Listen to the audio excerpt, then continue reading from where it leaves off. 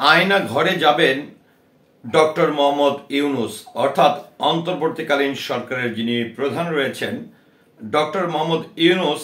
এবার তিনি আয়না ঘরে যাবেন।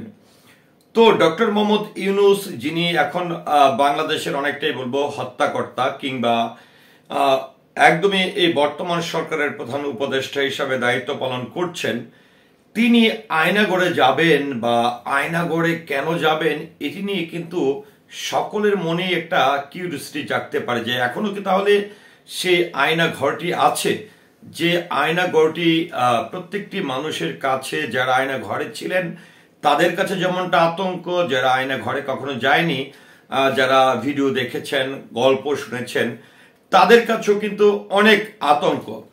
তো সেই আয়না ঘরেই পরিদর্শনে যাবেন ডক্টর মোহাম্মদ ইউনূস। তিনি আয়না ঘরে কবে যাচ্ছেন, কি কারণে যাচ্ছেন, এ নিয়ে একটি তথ্য এবং সংবাদ প্রকাশ করেছেন অর্থসূচক নামের একটি অনলাইন গণমাধ্যম, অর্থাৎ বাংলাদেশের অর্থসূচক একটি গণমাধ্যম। তো সেখানে তারা আয়নাঘর পরিদর্শনে যাওয়ার যে বিষয়টি রয়েছে ডক্টর মোহাম্মদ ইউনূসের, এটি নিয়ে যে তথ্যটি প্রকাশ করেছেন সেটি একটু আপনাদের সামনে উপস্থাপন করছি। আর এই সংবাদটি আসলে তারা কি দিয়েছেন সেটি একটু উপস্থাপন করছি। যত দ্রুত সম্ভব আয়না ঘর পরিদর্শনে যাবেন প্রধান উপদেষ্টা ডক্টর মোহাম্মদ ইউনূস। দেশি বিদেশি গণমাধ্যম সহ তিনি আয়না ঘর পরিদর্শনে যাবেন, অর্থাৎ তিনি একাই আয়না ঘরে যাবেন না। বাংলাদেশ তথা দেশি বিদেশি যে গণমাধ্যম আছে সেই গণমাধ্যম কর্মীদের নিয়েই তিনি আয়না ঘর পরিদর্শনে যাবেন। বৃহস্পতিবার উপদেষ্টা পরিষদের সভায় এই সিদ্ধান্ত হয়েছে বলে প্রধান উপদেষ্টার প্রেস উইং এই বিষয়টি নিশ্চিত করেছেন।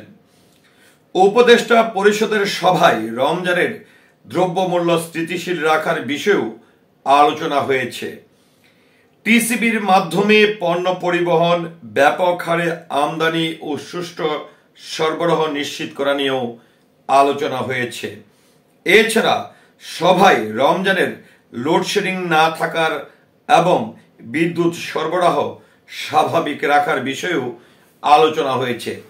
তো সবচেয়ে যে বড় যে বিষয়টি হয়েছে যে এই যে একটি আয়নাঘর, যে আয়নাঘরটি একটি আতঙ্কের নাম, যারা বিশেষ করে সেখানে ছিল যে এবং সেখান থেকে বিগত 5ই আগস্টের পরে যারা বেড়ে আসছে তাদের কাছেও কিন্তু যে গল্পগুলো আমরা শুনেছি আয়না ঘরের, অনেকে আমাদের পক্ষে তো আসলে প্রত্যক্ষভাবে দেখা হয়নি।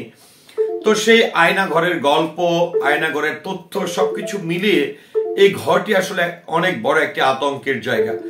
তো সেই আয়না ঘরটি এবার পরিদর্শনে যাচ্ছেন প্রধান উপদেষ্টা ডক্টর মোহাম্মদ ইউনূস, এবং তিনি একাই যাচ্ছেন না, পাশাপাশি এই আয়না ঘর সম্পর্কে আসলে যারা তথ্য নিয়ে কাজ করেছেন, বিশেষ করে গণমাধ্যম কর্মীদেরকে নিয়ে, দেশি বিদেশি গণমাধ্যম কর্মীদেরকে নিয়ে তিনি কিন্তু সেখানে যাবেন। তো ভিউয়ার্স, এই যে প্রধান উপদেষ্টা আয়না ঘর পরিদর্শনে যাওয়ার যে উদ্যোগটি গ্রহণ করেছেন এবং যে ইচ্ছাটি তিনি প্রকাশ করেছেন, এটি নিয়ে আপনার মন্তব্য কি, কিংবা আয়না ঘর সম্পর্কে এই যাবৎকালে যত তথ্য দেখেছেন কিংবা ভিডিও দেখেছেন বা যতটুকু জানতে পেরেছেন এই সম্পর্কে আপনার মতামতকে আশা করছি কমেন্টের মাধ্যমে জানাবেন। সেই সাথে অবশ্যই আমার পুরো ভিডিওটির সঙ্গে থাকার জন্য সকলের প্রতি কৃতজ্ঞতা এবং ধন্যবাদ জ্ঞাপন করছি।